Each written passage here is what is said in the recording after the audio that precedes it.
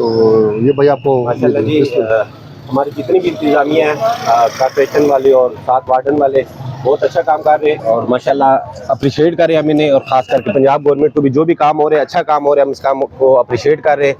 जो वार्डन वाले हमारे भाई हैं तो तावन भी करे और माशाल्लाह शहर को साफ़ सुथरा भी इन्होंने रखा हुआ है। हमारे जो ताजरों के तावन है वो इनके साथ पहले भी थी, इंशाल्लाह आइंदा भी रहेगी।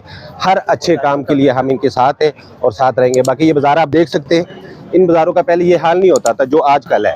पहले ये बाज़ार में तजावुज़ात भी होते थे, पार्किंग भी होते थे। अब जगह जगह पे आप देख सकते हैं कि नो पार्किंग की बोर्ड भी अवीज़ है और गलियाँ बाज़ार बिल्कुल साफ़ सुथरे पड़े हुए हैं। तो इस पर हमारे जो सिटी की जितने भी ऑफिसर्स हैं और चाहे वो TMA से ताल्लुक़ रखते हैं या पुलिस महकमे से और ख़ास करके जो वार्डन भाई है हमारे, तो इनको हम अप्रिशिएट कर रहे हैं। और जो काम ये कर रहे हैं हम इनसे यही गुजारिश करते हैं कि इसको आप कंटिन्यू रखें।